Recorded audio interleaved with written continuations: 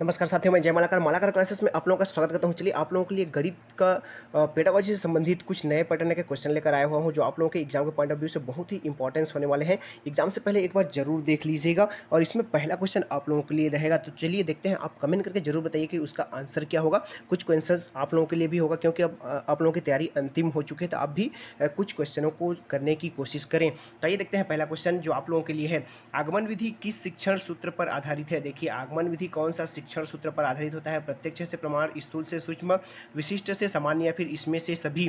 तो ये आप लोगों के लिए है, इसको आप कमेंट करके बताएं इसका आंसर क्या होगा। ठीक है, आगे देखिए दूसरा नंबर का प्रश्न स्टार्ट करते हैं। हर्बर्ट उपागम पर आधारित गणितीय पाठ्य योजना का दूसरा पद है? तैयारी, प्रस्तुतिकरण, सामान्यीकरण, या फिर व्यवहारीकरण? तो यहाँ पर जो सही आंसर है आपके 93 का, वो है ऑप्शन 2 है, इसको प्रस्तुतिकरण कहा जाता है। यहाँ पर ऑप्शन 2 हो जाएगा, प्रस्तुतिकरण। हर्बर्ट उपागम पर आधारित गणितीय पाठ्य योजना का दूसरा पद जो होता है वो प्रस्तुतिकरण होता है। ठीक है, आगे देखिए, गणित की पाठ्यपुस्तक की विशेषता है। जो गणित पाठ्यपुस्तक की विशेषता क्या होती है? क्रमबद्धता, तार्किकता, अवधारणाओं का स्पष्टीकरण, या फिर इसमें से सभी? तो यहाँ पर जो सही आंसर है वो ऑप्शन 4 है, इसमें से सभी। आप कमेंट करके भी बता सकते हैं, मेरे आंसर देने से पहले भी कमेंट करते चलिए आप, तो भी आप लोगों का तैयारी होता रहेगा। विभिन्न आकार के वृत्तों को देखकर छात्र निष्कर्ष निकालता है। वृत्तों की परिधि विभिन्न होगी, वृत्तों का क्षेत्रफल विभिन्न होंगे, वृत्तों की त्रिज्याएं विभिन्न होगी, या फिर ये सभी? तो यहाँ पर जो सही आंसर है वो ऑप्शन 4 हो जाएगा, ये सभी हो जाएंगे। ठीक है, आगे चलते हैं अगले प्रश्न की ओर। देखिए, एनसीएफ 2005 के लिए बोला गया। यहाँ पर एनसीएफ 2005 के अनुसार गणित शिक्षण होना चाहिए कैसे? बाल केंद्रित, शिक्षक केंद्रित, कक्षा केंद्रित, या फिर पाठ्य पुस्तक केंद्रित? तो यहाँ पर जो सही आंसर है वो है आपका ऑप्शन ए है, बाल केंद्रित होना चाहिए। एनसीएफ 2005 के अनुसार जो है गणित शिक्षण कैसी होनी चाहिए? तो बाल केंद्रित होना चाहिए। गणित शिक्षण में शिक्षण अधिगम सामग्री उपयोगी है। अवधारणाओं के स्पष्टीकरण में, शिक्षण को रोचक बनाने में, स्थिर ज्ञान के लिए, या फिर इसमें से सभी? तो यहाँ पर जो सही आंसर है वो ऑप्शन 4 है, इसमें सभी हो जाएगा। ठीक है, अगला प्रश्न देखिए, विभाजन, तुलना, आलोचना इत्यादि क्रियाएं शैक्षिक उद्देश्यों के ज्ञानात्मक पक्ष के कौन से स्तर से संबंधित हैं? उसको बताना है कौन से स्तर से संबंधित है। मूल्यांकन, विश्लेषण, संश्लेषण, या फिर प्रयोग? तो यहाँ पर जो सही आंसर है वो है ऑप्शन 2 है, विश्लेषण से संबंधित है। किससे संबंधित है? विश्लेषण से संबंधित है इस तरह के। आगे देखिए, अभिक्रमित अधिगम के कितने आधारभूत सिद्धांत हैं? 3, 4, 5, या फिर 6? तो यहाँ पर अभिक्रमित अधिगम के जो है 4 आधारभूत सिद्धांत होते हैं। गणित शिक्षण में नवाचार संबंधित है। गणित शिक्षण में नवाचार किससे संबंधित है? गणित शिक्षण में नवीन प्रयोगों से, गणित के अध्यापक की योग्यता बढ़ाने में, गणित की पाठ्यपुस्तक से, या फिर गणित के पाठ्यक्रम से? तो यहाँ पर जो सही आंसर है वो ऑप्शन ए है, गणित शिक्षण के नवीन प्रयोग से। यहाँ पर ऑप्शन 1 सही हो जाएगा। आगे चलते हैं अगले प्रश्न। गणितीय पहेलियां, देखिए गणितीय पहेलियां गणित शिक्षण में के कौन से मूल्य का उदाहरण है? जो गणित की पहेलियां होती है कौन से मूल्य का उदाहरण है, उसको बताना है। मनोवैज्ञानिक, नैतिक, सामाजिक, या फिर कलात्मक? तो यहाँ पर जो सही आंसर है वो है आपका पहेली जो है आपका 111 का जो सही आंसर है वो है कलात्मक मूल्य हो जाएंगे। ठीक है, ये गणितीय पहेलियां, उसमें कला का वो होता है, तो कलात्मक मूल्य है। ठीक है, गणितीय शिक्षण का प्रमुख लक्ष्य क्या है? तार्किक ढंग से सोचने व क्षमता का विकास करना, सवाल हल करने की क्षमता का विकास करना, या फिर इस तरह से देख सकते हैं औपचारिक एवं यांत्रिक प्रक्रियाओं का ज्ञान, या फिर सूत्र याद करने की क्षमता का विकास? तो यहाँ पर जो सही आंसर है वो है इसका आपका ऑप्शन 1 हो जाएगा, गणितीय शिक्षण वाला का, तार्किक ढंग से सोचने व क्षमता का विकास करना। ठीक है, आगे देखिए अगला प्रश्न। गणित का प्रश्न सीखते समय हम कई तथ्यों से, सुखद एवं दुखद भावों से जुड़े हैं। यह कथन शैक्षिक उद्देश्य के किस पक्ष से संबंधित है? भावनात्मक, क्रियात्मक, ज्ञानात्मक, या फिर सभी? तो यहाँ पर 113 का जो सही आंसर है वो है ऑप्शन 4 है, सभी हो जाएंगे। ठीक है, आगे देखिए अगला प्रश्न। परियोजना विधि के पद क्रमशः है। देखिए, परियोजना विधि के कौन कौन से पद होते हैं? योजना, परिस्थिति प्रदान करना, मूल्यांकन, कार्यान्वित करना, रिकॉर्ड करना, या फिर चयन के उद्देश्य? यहाँ पर कूट में आंसर दिया हुआ है, तो इसको क्रमबद्ध करना है क्रमशः। तो इसका जो सही आंसर है वो है ऑप्शन 1 ही है, 1, 2, 3, 4, 5, 6 क्रम से जमा हुआ है परियोजना विधि के लिए। ठीक है, गणित को पाठ्यक्रम में रखने का क्या कारण है? सभी विज्ञानों का आधार है, सटीक विज्ञान है, तार्किक अभिरुचियों का विकास, या फिर इसमें से सभी?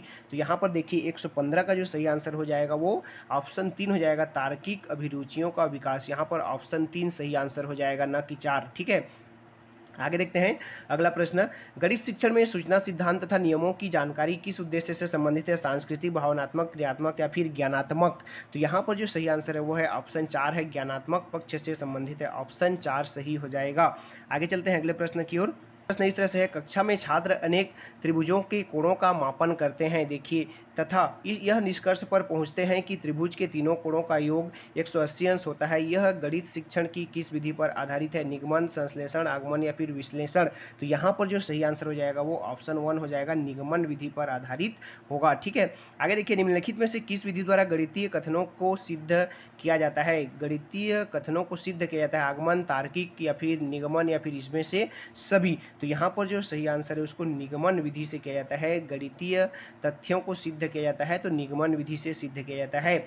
युगपत समीकरणों को सूत्र के प्रयोग से हल करना किससे संबंधित है? ज्ञान, बोधक या फिर अनुप्रयोग या फिर मूल्यांकन? तो यहाँ पर जो सही आंसर है वो ऑप्शन 1 है, ज्ञान से संबंधित है। आगे देखिए, किसी विषय के एक प्रत्यय विशेष को जिस कक्षा में प्रारंभ किया जाता है उसे पूर्ण रूप से उसी कक्षा में समाप्त कर दिया जाता है। यह पाठ्यक्रम संगत की कौन सी विधि के अंतर्गत है? प्रकरण विधि, चक्राकार विधि, हर्बट विधि, मोरिसन विधि?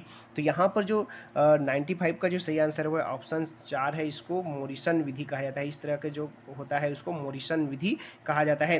विशिष्ट उदाहरणों का प्रस्तुतिकरण, निरीक्षण, सामान्यीकरण तथा सत्यापन किस विधि से संबंधित है? देखिए, इसका जो है आगमन विधि, निगमन विधि, विश्लेषण विधि या फिर संश्लेषण विधि? तो यहाँ पर जो सही आंसर है वो है ऑप्शन 1 है, निगमन विधि से आगमन विधि से संबंधित है। विशिष्ट उदाहरणों का प्रस्तुतिकरण, निरीक्षण, सामान्यीकरण ये जो है आगमन विधि से संबंधित है। यदि कोई परीक्षण वही मापन करता है जिसके मापन के लिए उसका निर्माण हुआ है तो परीक्षण का वह गुण है वैधता, विश्वसनीयता, वस्तुनिष्ठता या फिर सहजता?